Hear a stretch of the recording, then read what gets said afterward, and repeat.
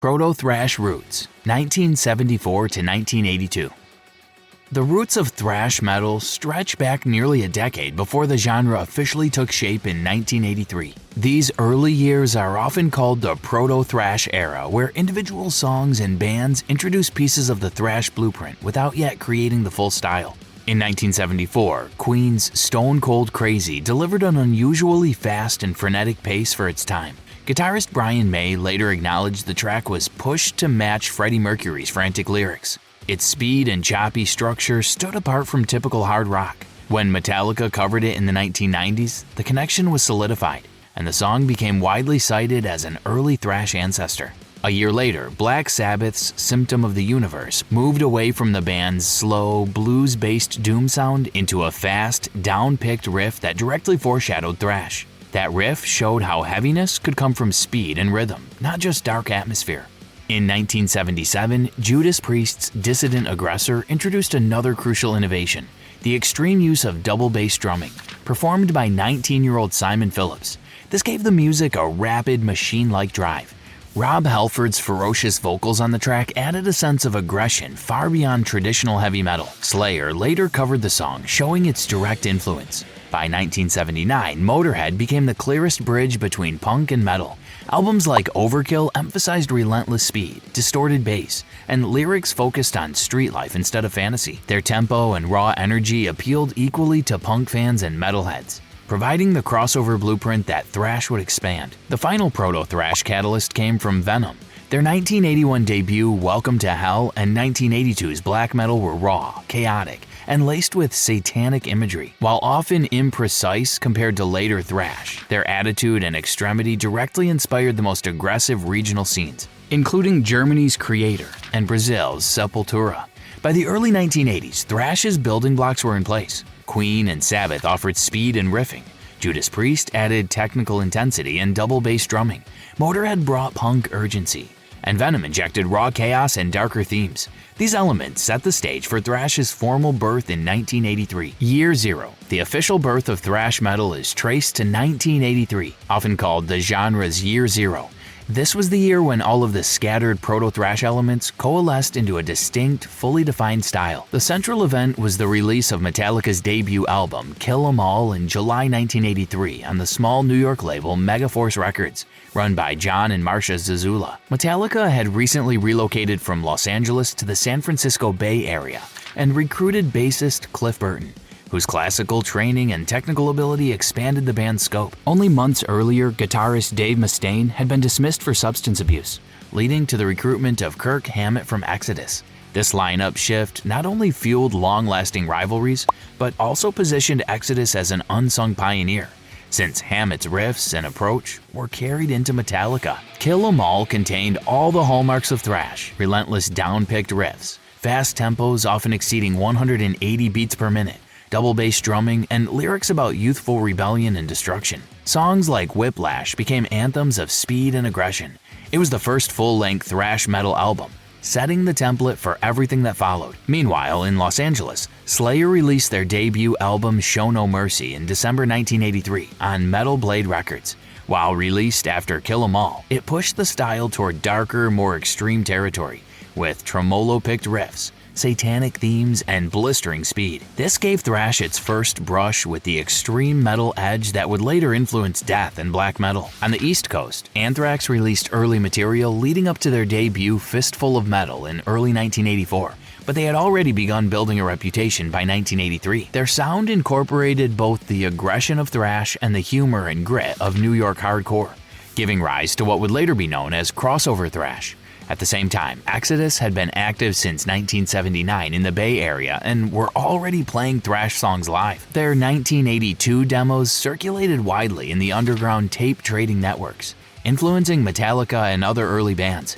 However, their debut, Bonded by Blood, wasn't released until 1985, meaning their foundational role was overshadowed by Metallica's earlier breakthrough. Supporting all of this was the DIY infrastructure of independent labels and tape trading. Without mainstream media or radio play, fans relied on home-recorded cassettes of demos and live shows, mailed across the world. Fanzines like Metal Mania and Violent Noise documented the new style, while labels like Megaforce, Metal Blade, and Combat Records provided distribution for bands ignored by the majors. By the end of 1983, thrash metal had a clear identity: fast, aggressive, anti-establishment, and underground. Kill 'Em All stood as the genre's landmark debut. Slayer had introduced a more extreme strain.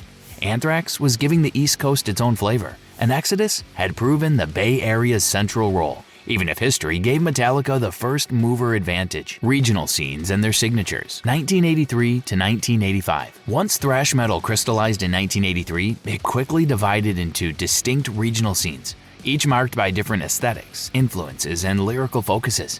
These scenes often developed in parallel, linked by the underground tape trading network that allowed demos and live recordings to circulate globally. Bay Area thrash, San Francisco and Oakland, USA. The Bay Area became the technical heart of thrash.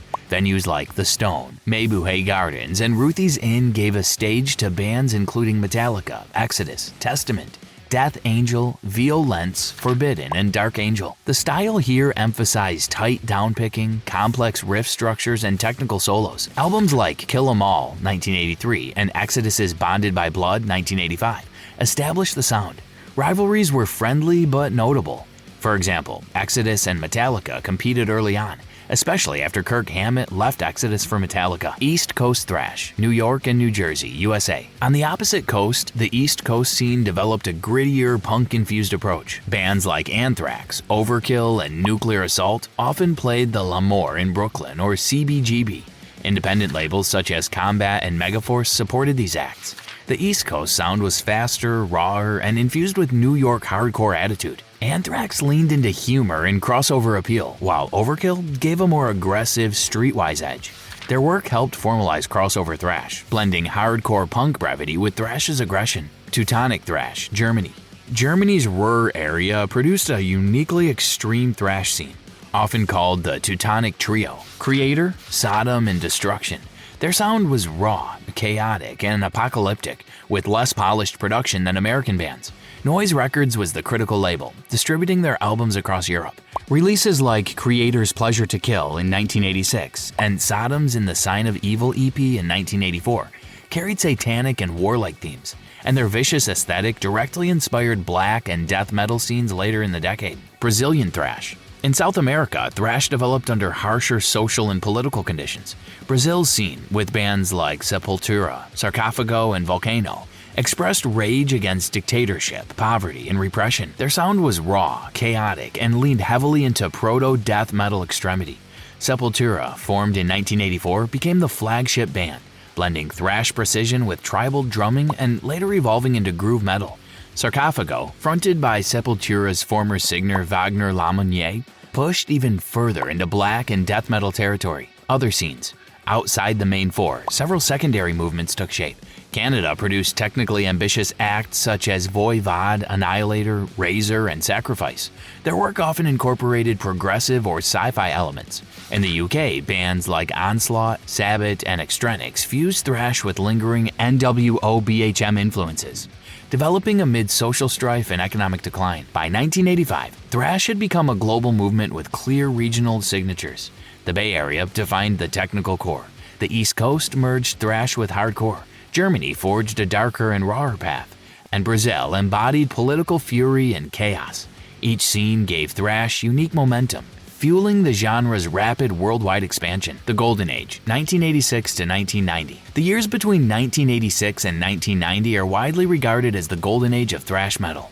This period saw the release of the genre's most iconic albums, the refinement of production techniques, and thrash's peak of both creativity and commercial visibility. The year 1986 stands out as a turning point. Two albums define the extreme ends of thrash's potential. Metallica's Master of Puppets, released in March 1986, showcased technical complexity, layered arrangements, and progressive song structures, while maintaining precision through James Hetfield's disciplined downpicking. It was the first thrash album to achieve platinum status, signaling that the underground could break into the mainstream without compromising musical ambition. Slayer's Rain in Blood, released in October 1986, represented the opposite approach. At just under 29 minutes, it was short, relentless, and extreme, with Rick Rubin's stripped-down production highlighting Slayer's raw speed and aggression. This album became the template for Extremity, directly influencing death and black metal scenes. Together, these albums demonstrated thrash's dual path, one toward progressive, technical mastery and mainstream recognition, the other toward extremity and underground intensity. The rivalry between Metallica and Megadeth was the most famous creative feud in thrash. It began in April 1983 when guitarist Dave Mustaine was fired from Metallica due to destructive behavior linked to substance abuse. In response, Mustaine immediately formed Megadeth, driven by a vow to outdo his former bandmates with music that was heavier, faster, and more technical. The rivalry played out album by album. Metallica's Ride the Lightning, 1984, was followed by Megadeth's debut Killing Is My Business, 1985, which introduced a sharper, more chaotic edge. In 1986, Metallica's Master of Puppets was countered by Megadeth's Peace Sells, But Who's Buying? An album praised for its political lyrics, precise riffing, and technicality. By 1988, the duel continued with Metallica's And Justice for All, and Megadeth's So Far So Good, So What? This back and forth shaped thrash's development. Metallica emphasized songcraft and complexity, while Megadeth leaned into speed, technical riffs, and darker lyrical themes. The competition pushed both bands to refine their craft, and the tension kept fans deeply invested in the rivalry. Beyond the Metallica-Megadeth rivalry, the Golden Age was filled with landmark albums. Anthrax's Among the Living in 1987 brought a unique New York flavor, blending thrash intensity with humor, social commentary, and crossover appeal. Exodus's Bonded by Blood in 1985, though slightly earlier, became a cult cornerstone for the Bay Area sound, circulating widely through tape trading. Kreator's Pleasure to Kill 1986 and Sodom's Persecution Mania 1987 pushed German thrash into darker and more extreme territory. Testament's The Legacy 1987 highlighted technical riffing and complex arrangements, showing the Bay Area's depth beyond Metallica and Exodus. Voivod's Dimension Hatros 1988 introduced progressive and sci-fi elements into Canadian thrash, broadening the genre's horizons. During this era, producers shaped thrash's sonic identity. Flemming Rasmussen, who worked with Metallica on Ride the Lightning, Master of Puppets, and Justice for All, emphasized clarity and layering, highlighting rhythm guitar precision. Rick Rubin, who produced Slayer's Rain and Blood, took the opposite approach. Raw, stripped-down production that emphasized aggression and speed. The late 1980s also saw the rise of technical thrash, with bands like Coroner, Sadus, and Annihilator pushing musicianship and complexity to new levels. By the end of the 1980s, thrash had become a dominant force in heavy music. It stood in direct opposition to glam metal's commercial polish, reinforcing its reputation as aggressive, authentic, and uncompromising. Tours like Clash of the Titans in 1990, featuring Slayer, Megadeth, Anthrax, and Testament, demonstrated thrash's global reach and fan devotion. The Golden Age represented thrash at its most influential, commercially successful, critically respected, and technically ambitious, all while maintaining the underground ethos that had defined it since its birth. The Great Divergence, 1991 to 1993. By the early 1990s, thrash metal had reached the height of its power, but almost as quickly as it rose, the genre began to fracture. This period, from 1991 to 1993, is remembered as the Great Divergence, the moment when thrash splintered under pressure from the outside world and from changes within its own ranks. The turning point came in 1991 with Metallica's self-titled fifth album, better known as the Black Album. Instead of blistering speed and technical precision that defined their earlier work, Metallica slowed things down. The riffs became heavier, simpler, and more radio-friendly. Tracks like Enter Sandman and Nothing Else Matters made the band a global phenomenon. But the move also sparked fierce backlash. To many fans, this was the moment Metallica abandoned thrash, trading aggression for mainstream success. At the same time, grunge and alternative rock were on the rise. Bands like Nirvana and Pearl Jam swept into the spotlight, dominating radio and MTV. Thrash, which had once been the underground's answer to glam metal, suddenly found itself pushed aside by a new generation that claimed the mantle of authenticity. Inside the metal world, thrash began to splinter into three new directions. The first was death metal, built on thrash's most extreme edge: Slayer, Possessed, Demolition Hammer. Death metal pushed tempos even faster, often past 240 beats per minute. It added guttural vocals, brutal riffing, and an obsession with technical extremity.